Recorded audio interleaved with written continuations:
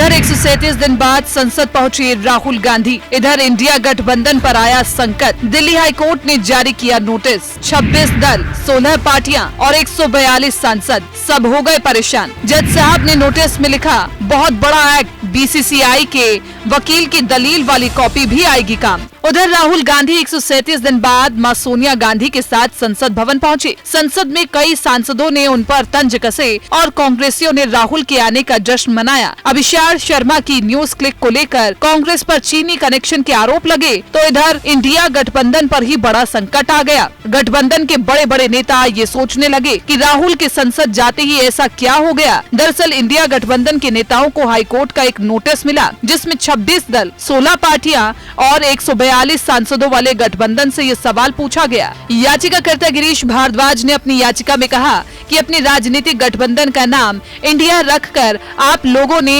Emblem and names act 1950 का आप लोगों ने उल्लंघन किया है। देश के नाम पर अपने गठबंधन का नाम कैसे रख लिया, इसे लेकर याचिका दाखिल की गई है। इस पर 21 अक्टूबर को अगली सुनवाई होगी। उस तारीख तक या उससे पहले आप अपनी ओर से जवाब दाखिल करें। अब सवाल ये है कि ये एक्ट आखिर क्या है और क्या सच में इंडिया गठबंधन का चुनाव से पहले खेला खत्म होने वाला है। तो इसे समझने के लिए आपको पहले इतिहास में लेकर चलते हैं। साल 1946 में संयुक्त राष्ट्र ने सभी सदस्य देशों से कहा कि कोई भी हमारा नाम, लोगो या कुछ भी इस्तेमाल नहीं करेगा। उसके 4 साल बाद इंडिया में एक कानून आया जिसका नाम था एम्बलम एंड नेम्स एक्ट 1950। इस एक्ट की धारा 3 के मुताबिक कोई भी व्यक्ति या संस्था देश और उसके कुछ मान्य प्रतीकों को व्यवसायिक उपयोगी बिना केंद्र के अनुमति के नहीं कर सकता है। लेकिन यहाँ सवाल ये है कि अगर देश के नाम कोई कुछ नाम नहीं रख सकता तो कई राजनीतिक पार्टियों के नाम में इंडिया कैसे है। All India Trinamool Congress, communist party of India, Bharatiya Janata party, Indian national Congress, इनके नाम पर सवाल क्यों नहीं उठते।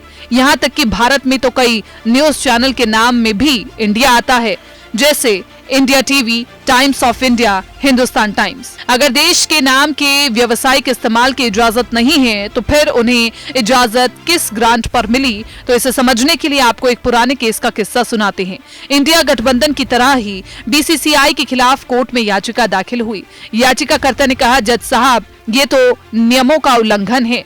दोनों पक्षों की दलीलें सुनी गई और आखिर में बीसीसीआई के वकील ने इतनी शानदार दलील दी कि जज साहब ने भी मान लिया कि बीसीसीआई में इंडिया नाम का होना उल्लंघन है। अब उन्हीं वकील साहब को ये इंडिया गठबंधन वाले ढूंढ रहे हैं जो कोर्ट में साबित कर दे कि हमने कोई गुनाह नहीं किया। अगर दिल्ली हाई कोर्ट में विपक्ष ने बीसीसीआई की तरह ये साबित कर दिया तभी गठबंधन का नाम बचा रहेगा, वरना आप समझिए कि एक्शन हो सकता है। कानून के जानकार कहते हैं कि राजनीतिक गठबंधन की कानून में कोई परिभाषा नहीं है। क्योंकि गठबंधन में कई पार्टियां हैं, बहुत से नेता हैं, तो फिर किस पर कार्रवाई होगी। टेक्निकल ग्राउंड पर यह केस नहीं टिकता। लेकिन दिल्ली हाई कोर्ट के जस्टिस सतीश चंद्र मिश्र और जस्टिस संजीव नरूला की बेंच ने यह कहा है कि याचिका सुनवाई के योग्य है तो इंडिया गठबंधन की मुश्किलें बढ़ने वाली हैं। ये तय मानिए। आपको क्या लगता है, देश के नाम गठबंधन का नाम नहीं होना चाहिए? तो कमेंट करके जरूर बताएं।